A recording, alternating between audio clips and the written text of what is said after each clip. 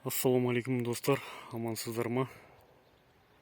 Кейінгі уақыттарда мен тамшылату туралы көп видео түсіріп жүрмін.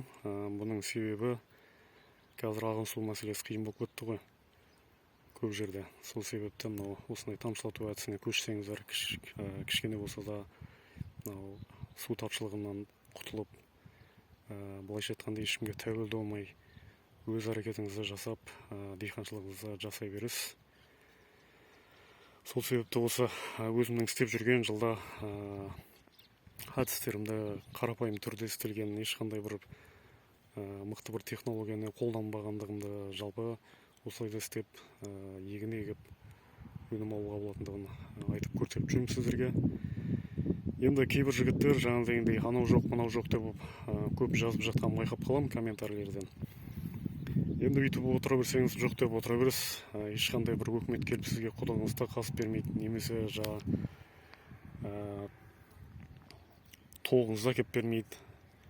Оны өзіңіз жасайсыз, өзіңіз үшін. Өйткені істеп жатқан кәсібіңіз осы диқаншылық болатын болса, амал жоқ, өзіңіз жасауыңызға тура келеді. Мен де осылай, маған ешкім көмектесіп жатқан жоқ, өкіметтен бір ешқандай қолдау жоқ менде де. Бірақ енді мен өкіметке алақаным жайып отыра бергім келмейді. Сол себепті өз тіршілігімді, өз қотырымды былайша айтқанда жасап жүрген адамын. Осы тамшылатуды бастаған кезде ең алғаш мен егістік алқабым бар, суармалы жер. Ауылдан 4 километрдей жер алыста, жолым бәрі қотырып отыр ол жақта да. Бірақ соған қарамастан су тапшылығы қиын болып кеткеннен кейін соңғы кездері сол жерден құдық қаздым, басынан қолмен қаздық. Ол жақта 8 метр тереңдіктен шықты, өйткені ауылдың деңгейінен қараған кезде ояқ төмендеу, білмеймін, сол себепті шығар, 8 метр жерден тұщы су шығып кетті. Қолмен, бұрмен қаздық, 3 адам болып, 4 адам болып қаздық ол кезде. Сөйтіп су шығарып алдық. Сол құдықты қазып атқан кезде маған да қаншама білгіш адамдар айтты, бұл жерден су шықпайды, құм оның астын бәрі құлап кетеді, бекерге бос әуре тірлік деп айтып жатты. Бірақ мен ешкім тыңдаған жоқпын, құдық қазым, сөйтіп су шығарып, егінімізге жараттық сол суды. Әлі де істеп тұр ол құдық, тұщы су, тап-таза, ол туралы талай видео түсіргем, алдындағы видеолардан көрсеңіздер болады.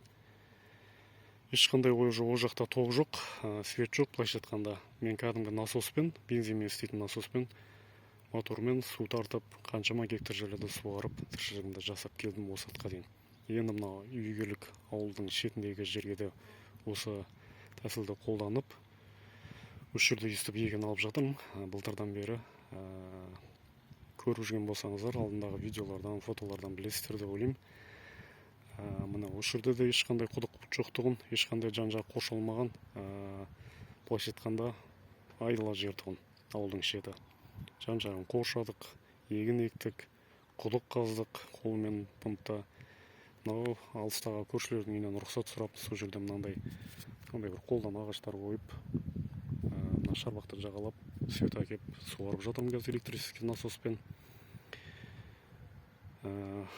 Үйсіпте тіршілік жасауға болады. Жоқ деп, анау жоқ, мынау жоқ деп отыра берсек, жігіттер бізге ешкім әкеп істеп бермейді. Сол себепті өз қотырымызды өзіміз қасайық, қазақша айтқанда. Мен капельный орешен бастаған кезде екінші жылы тағы да бір 20 соттықтай жерге ектім егін, қызанақ пен қияр. Ерте егетін дуга әдісті қолданып. Ол кезде құдық жоқтығын. Құдықты мен сол жылы екінші жылы тамшылатуға көшкен кезде құдық қазып алдым. Ол кезде мынандай арықтың жағасына мына бошкин еврокуб сатып алдым да, осыны биікке қойып, қолмен шелекпен толтырып, осыны сөйтіп суардық. Ең бірінші істеген жылы. Ол кезде насосым да жоқ еді. Кейін уже насос сатып алдық, кейін бұны дамыта бастадық, былайша айтқанда. Сөйтіп егін жылымызды жалғастырдық. Мысалға, мына еврокубты арнайы прицеп істеттім осы машинаға. Істеткенде варт еткіздім, қалған бәрі өзімнен істедім, жалпы былайша айтқанда. Өзім есептеп бәрін, сварщик балдар тек варт етіп берді, былай деп айтып отырмын. Мұны тура шақтап істедім. Өйткені бұны кеңдеу қылып, үлкендеу қылып істеуге болатын еді. Олай істейтін болсам, мына бошка секіріп кетеді, 4 километр жерге су тасыған кезде мен ауылдан, үйден колонкадан су тасып суғардым мен сол жылдары. Құдығым жоқ кезде. Міне Юсупте амалын тауып, құдық жоқ кезде осындай ауылдан 4 километр жерден күніне 5 рейс таситын тұғым, 5 тонна су.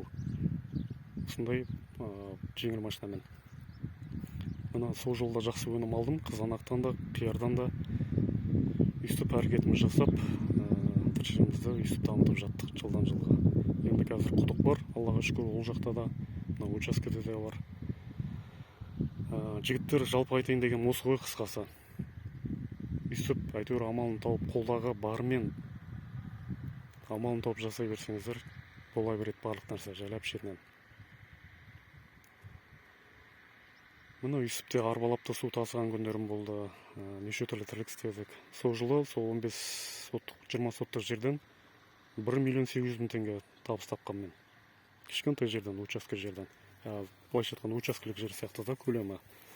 Ал ар жағында кәдімгі арықпен суарып жүрдім. Өйткені капельниді бірден 1 гектар егуге шамам болмады, өйткені бұның қыр-сырын жақсы түсіну керек болды, үлкен объемға көшу үшін. Міне содан бері жылдан жылға әр нәрсенің көзін тауып келеміз. Ерінбей істеген адамға барлық нәрсе болады ғой негізі жігіттер. Анау жоқ, мынау жоқ деп құр сөзбен отқанша әрекет жасау керек әрдайым. Аман болыңыздар, ал біз тіршілігімізді жалғастырайық ары қарай.